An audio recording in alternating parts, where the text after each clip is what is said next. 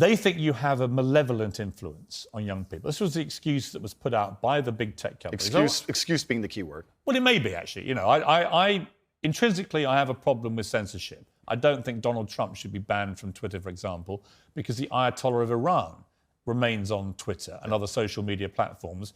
And whatever I think of you, you're not the Ayatollah of Iran, right? So to me, there's got to be perspective here.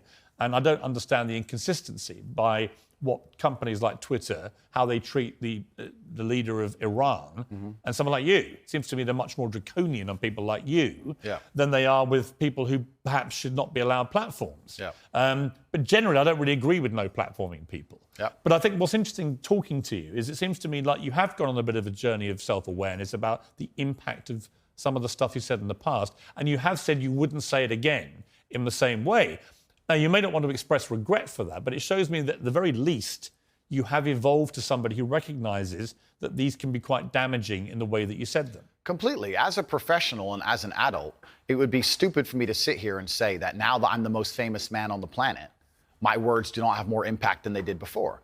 With impact, with power comes responsibility, and things need to be worded in a very careful way. Now, when I do a long format interview, I have to sit there and consciously understand that any 10 seconds of that can be cut and used against me. So I have to be a lot more careful with how I say my words and how I construct my sentences. Of course, we agree with all of that. That's exactly what's happened to me. I agree with all of that.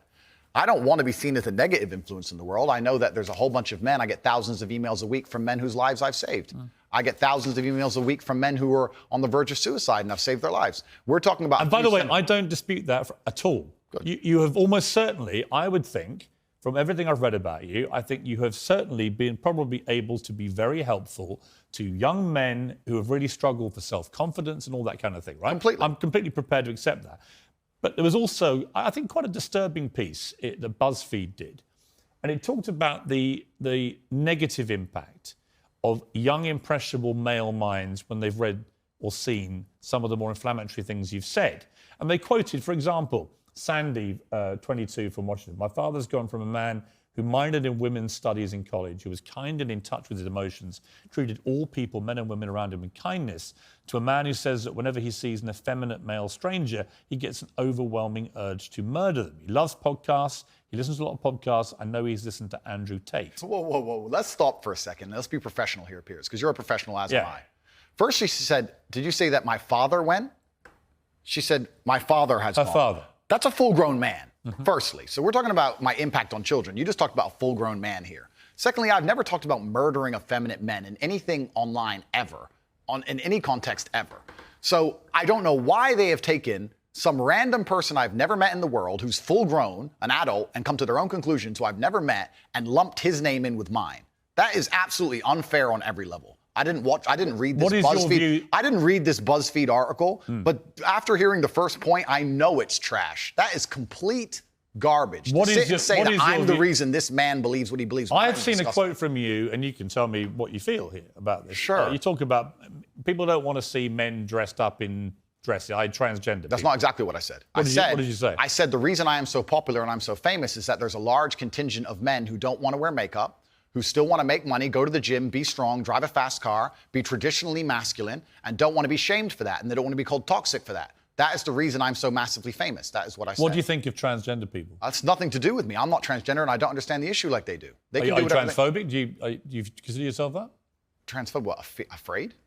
Well, it kind of, yeah. You have I don't live in fear, my friend. I have no problem. Do you have a dislike of transgender people? I don't know any transgender people. Do you have a dislike of what they stand for, what they are? No. Why would I? I don't know. That's not my issue. That's not my issue. And that's actually quite interesting because when I was attacked, a lot of these stupid articles like BuzzFeed, because it's ridiculous, that first point proves anyone with a brain knows that that's garbage. When they attacked me, they lump a whole bunch of things in together. They say misogynistic, racist, transphobic. They just put them all together at random. I'm mixed race. By the way, I don't know where they get these. They just get these buzzwords and put them in a sentence. By the way, I completely agree. It's crazy. And I've had the same thing done to me. Okay. And I'm not calling you anything. I'm asking you what you personally believe you are. It's not an issue I discuss. What I do discuss is that... So you support transgender people? I support individual liberty. I'm a libertarian. Yeah, so you support transgender people? Sure. Why not? Exactly, yeah. But my point is, as a whole, you're saying that I'm saying I don't want to see men in dresses. I'm saying no. Do you support gay people? Sure. Yeah. I'm saying there's a large contingent of men in the world who like the idea of the traditional masculine view of the world, who feel happy when they watch 80s action heroes with big muscles and they run around. And there's nothing toxically masculine about having a fast car and a beautiful girlfriend and making a bunch of money. And Nothing at all. Absolutely. And those are the people who are my fans. I and agree. I'm saying... But the problem is, okay, I'm going to interrupt you just to say this. No. Okay, but you're saying that I have a problem with men in dresses. I'm saying no. The people who watch my I've content... asked you that question. You've answered. Yeah, but the people who watch my content don't want to see men in dresses. Clearly, I don't wear a dress. That's the point I'm making. That's not why they're watching your content. No. Because you're not wearing a dress. No, but that's the point I'm making. That's the point I was making. There's a large contingent of men who are not interested in the things that perhaps the YouTube algorithm's trying to feed them. I think there are lots of... look, when you support masculinity and masculine traits, I'm with you, right? Okay, so you agree a man should protect and provide for a woman? Absolutely. Okay, so you agree if you were walking down the street with a woman, you'd be responsible with her safety? Yeah. Cool, absolutely. So if that woman wanted to walk alone at I don't night, think I have authority over the woman as we do that. Okay, so let me ask you another question, Piers, because we are professionals. Let's say your woman decided she wanted to take a nice little walk through the south side of Chicago at 2 a.m., and she wanted you to go with her, and you were responsible for fighting and dying on the spot if she was attacked. Don't you think you would say to her, no, we're not going out right now, it's not safe?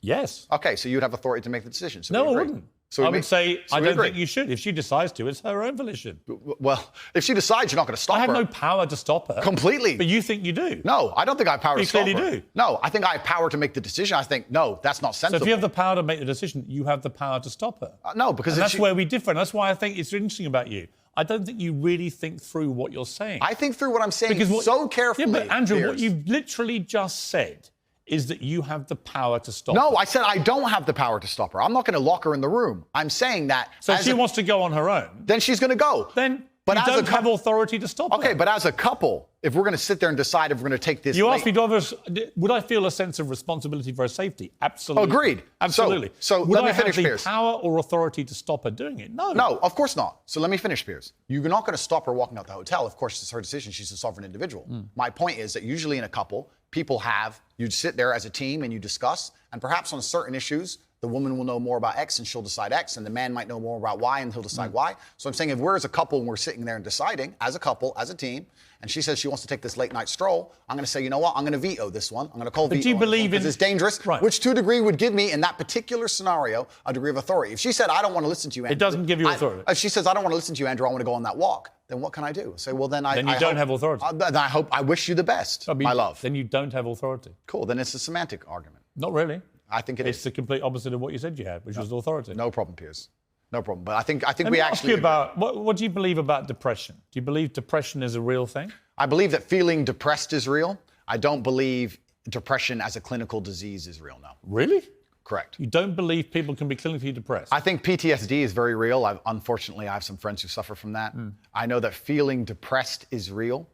I believe that the number one power you have against these things are trying to take control of your own mind and affecting your own life. I believe that it's not healthy to hand over all your power and believe that depression is an outside disease that you can't affect. I know that when I've had difficult periods in my life, and also many of my friends, like I've said, suffer from PTSD and been through terrible things.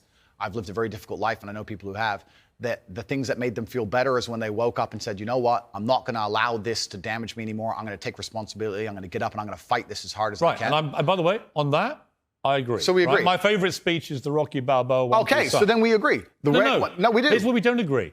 Piers. You don't, hang on. You got to let me interject when I don't agree with you, right? Where I don't agree with you is that there's no such thing as clinical depression. There absolutely is. Well, it's a proven scientific medical reality. There's a different argument about have we gone a bit too soft, right, in schools and all the rest of it. Absolutely.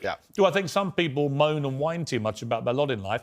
Definitely. Are we a victimhood society? 100%. Is there such a thing as clinical depression? Absolutely. And my argument is that if you actually bracket everybody who's not clinically depressed and doesn't have the genuine medical condition, then actually if millions of people are deemed to have depression, the ones who really need the help don't get it. Well, that's my point. Well, that I would agree with. You're right. I think it's certainly an overused term. But you don't accept there is such a thing as clinical depression. No, I don't. And that to me is a damaging view. Okay. Well, let me explain why.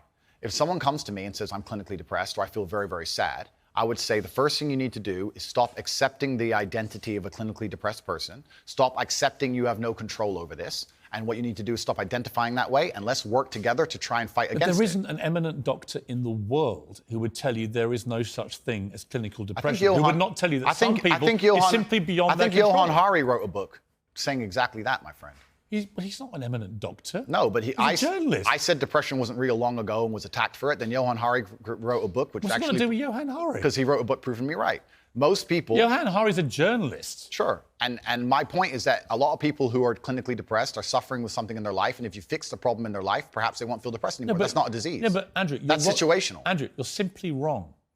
If that's what you believe, Piers... That's what I believe. I don't believe in things that take power away There is not an eminent doctor in the world Piers, that would agree with it. Piers, do you think you know more than doctors? I can't become clinically depressed. Why do you know? Because I don't believe in it.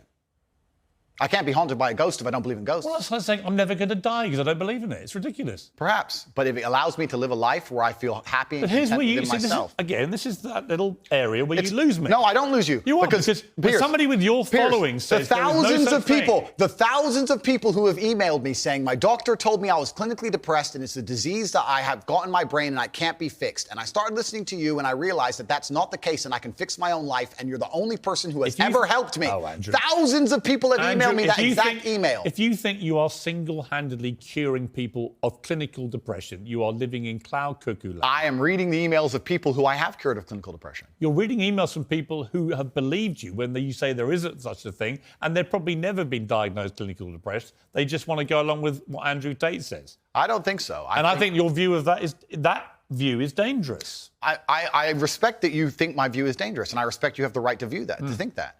I think that clinical depression, I actually agree with you, is massively overdiagnosed. I've already said that PTSD is a very real thing. I've already said... hang on. Okay. Again, you're misquoting me. I did not say clinical depression is massively overdiagnosed. I said that people who claim to be depressed but don't have clinical depression, I think that is massively overblown, right? In other words, there are a lot of people who just have a bad day and declare, I've got depression. Yeah. And I say, well, have you been to a doctor? Have you been clinically diagnosed? If you have, and you have clinical depression, that's one thing. But if you haven't, we could probably work on some mental strength and resilience skills with you. But a clinically depressed person has an absolutely proven medical condition that is beyond their control. Not according to me and many others, my friend. Well, look, what do you know about it, honestly? I know. You're not a doctor, are you? You're not trained, are you? I'm not a doctor. You're not a psychiatrist. You're none of those things. Sure. You're a guy on the make. He's done very well for himself, spouting stuff off, much of which I agree with, as you've seen in the interview, but some of which is ludicrous, and that's one of them. It's not ludicrous. It is. It's not. If you said to me, we're in a victimhood society, it's got to stop, I'm with you. Okay. But the moment you try and deny clinical depression... I believe feeling depressed is real. I do not believe it's a disease that you catch from the sky and you cannot affect. I believe that no matter what happens, I believe you have control of your own mind and you can fight against it. I believe if you change your circumstances in your life, you may feel different. I'll give you a quick example. I had a guy who emailed me saying he was clinically depressed and he was going to kill himself. I obviously am not a psychiatrist, I'm not a doctor. I told him, because I replied to my emails. I said, have you been to a psychiatrist? He said, yes, I'm clinically depressed. I've been on these pills, this amount of time. I'm on antidepressants, it doesn't work. I said, I don't know what to say to you besides this. And he said he lost his girlfriend, that's why I became clinically depressed. I said, listen, go to the gym, get a six-pack first. Once you've got a six-pack, email me again. If you still feel like killing yourself, I don't know what else to say to you. But I'd say, strong body is a strong mind, go train. He went, he started sending me progress pictures, emailing me him getting in better shape, and eventually got a six-pack. He's now a professional bodybuilder. And he said, I can't believe I was considering that. I feel so much better, etc. The doctor was telling him he was clinically depressed and couldn't cure it. He started taking control of his own life, and now he felt better. Now, I'm not saying it's the case for everybody. No. I'm just saying. Here's my question, though. Have you seen the guy's medical records? Of course not. I just told you the story. So you're just taking his word for it? I am taking the word of a man who emailed me with a bunch of medication in specific doses. You're denying proven science because one guy writes to you who you help and you've not seen any evidence he ever had clinical depression diagnosed. I'm denying the idea that... And on the back of it, you go on your rants in public to tens of millions of people denying something because this guy writes to you and says he had it and you cured him. And I think that's a dangerous mindset, Andrew. That's fine. And that's where you don't have a responsible view of your influence over Disagree. people. It's very responsible because I'm saving people's lives. I disagree that if you feel depressed, I disagree that you cannot affect it and change your life and take control and fix yourself and feel happier. I disagree with that. Do you think I refuse to accept that there are people out there who cannot become happy, contented individuals. I refuse to accept we live in a world where God has created people who, no matter how hard they work and how good their life becomes, can't be happy. I don't accept that. I accept that the universe is a very giving place and that God loves all of us. And if you try your best and you work hard, you can become a better person. And I also will argue with you, and I'll counter the point that you sitting here on your platform telling people they have clinical depression, there's nothing they can do about it, is far more dangerous. Okay, well then, if they have clinical depression... Why do you misquote me? No, because you're saying... You hate being misquoted. No, you're saying if people have clinical depression, that they have nothing to do about it. it. They go to a doctor and they get diagnosed and they get help. Then I would argue the point that if it's somebody... the complete opposite of what you just said I said. I would argue the point that if somebody has depression of any kind, whether it's clinical, whether it exists or not, whether they feel depressed or not, whatever, that taking control of their life, taking personal responsibility and working hard is always going to be the positive, best thing they can possibly do for their life going forward. How positive and the people is going around it? them. So sitting here saying, I don't believe in clinical depression, you don't believe in depression. No, I don't. I believe that people can take control and fight against things. Right. I believe in personal sovereignty. Right. Fine. Good. So we agree. No, we don't. Yes, we do. No, we don't. Piers, you're on my side. You're afraid of being cancelled along with me. As I said to you from the start, that's all I agree with a lot of what you say. Completely. So but I'm taking you to task over the stuff I don't agree with. Sure. And I'm just not sure you understand why it's wrong, which is in itself quite revealing.